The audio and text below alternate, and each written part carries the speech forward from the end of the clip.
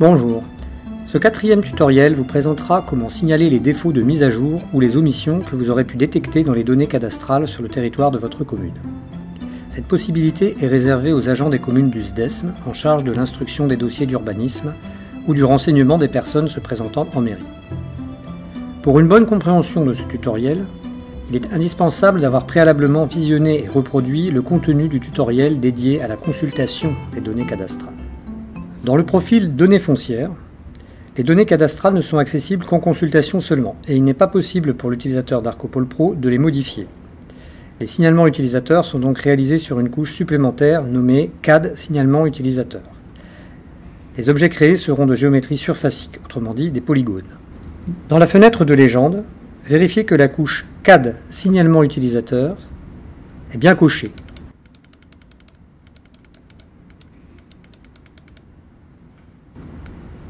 Afin de pouvoir visualiser les informations que vous saisirez. Cliquez sur l'outil de mise à jour dans la barre de menu principale. La palette de mise à jour apparaît. Choisissez ensuite dans le rectangle grisé sur quelles couches doivent être saisies les mises à jour. Ici, la couche CAD signalement utilisateur.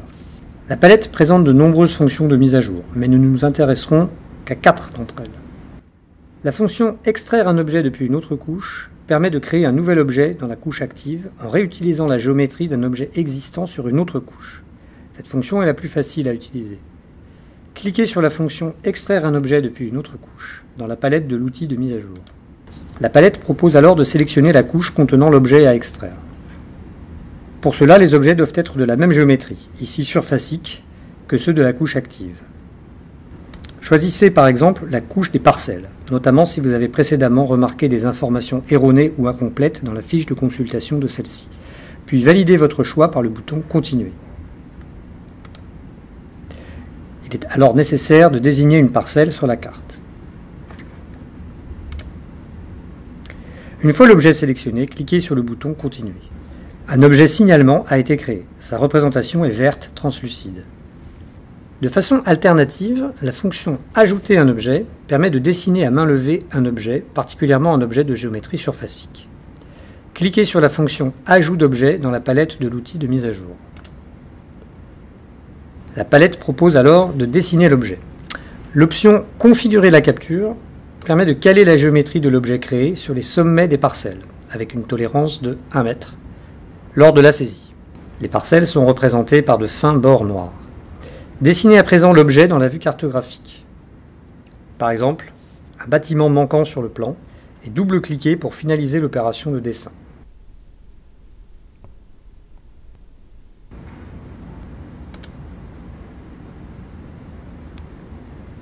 Un objet a été créé avec une représentation identique à celle que vous auriez obtenue par la fonction extraire. Il vous faut désormais qualifier votre signalement.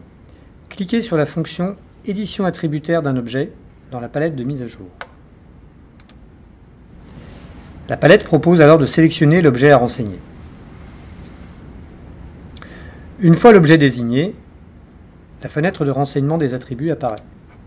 Il convient de remplir la fiche avec les valeurs souhaitées. Plusieurs champs d'identification sont à renseigner par saisie. Dans le champ « Auteur », saisissez votre nom complet d'utilisateur ou vos initiales. Dans le champ « Date », saisissez la date de façon numérique. D'abord le jour, puis le mois, et enfin l'année, en séparant les informations par des barres obliques. Dans le champ code INSEE de la commune, saisissez le code à 5 chiffres. Remplissez également le champ nom de la commune. Le champ classe d'objets cible les objets du cadastre concerné. Des zones de liste paramétrées sont intégrées à la fiche pour certains champs permettant de faciliter la saisie des données avec une certaine homogénéité d'une saisie à l'autre. Le champ type de la remarque définit le type d'anomalie. Le champ détail de la remarque est au format texte libre et permet de décrire exactement l'objet du signalement.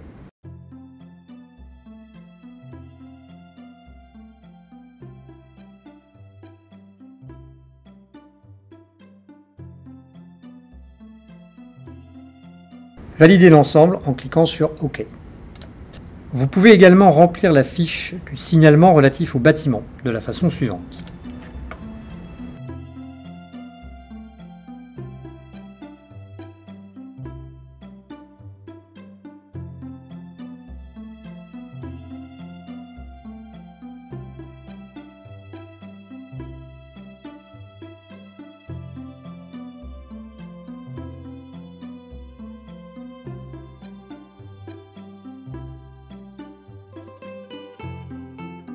Si vous vous êtes trompé dans la saisie, cliquez sur la fonction Suppression d'objets de la palette de mise à jour. La palette propose alors de sélectionner le ou les objets à supprimer. Une fois l'objet sélectionné, cliquez sur le bouton Continuer. Un message d'avertissement demande alors confirmation de la suppression. Après validation, les objets sont supprimés.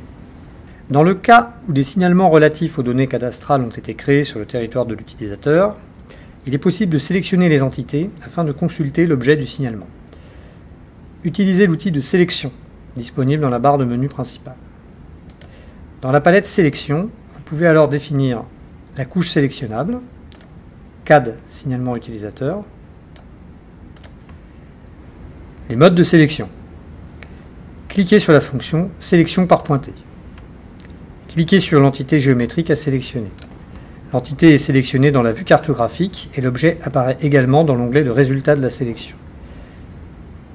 Une fiche de consultation des données attributaires est disponible dans l'onglet de résultats de sélection. Cliquez sur le bouton Récupérer comme résultat de la sélection. La fiche de données attributaires correspondant à l'objet sélectionné est alors affichée. Le service SIG du SDESM se charge de transmettre une fois par an les informations saisies à la DGFiP dans l'objectif de faciliter les mises à jour du cadastre.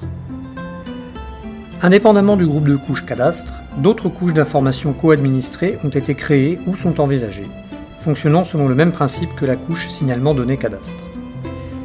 À titre d'exemple, la déclaration des lotissements résidentiels en création ou en rétrocession sur la commune. Contactez-nous pour en savoir plus. À bientôt dans l'un de nos prochains tutoriels.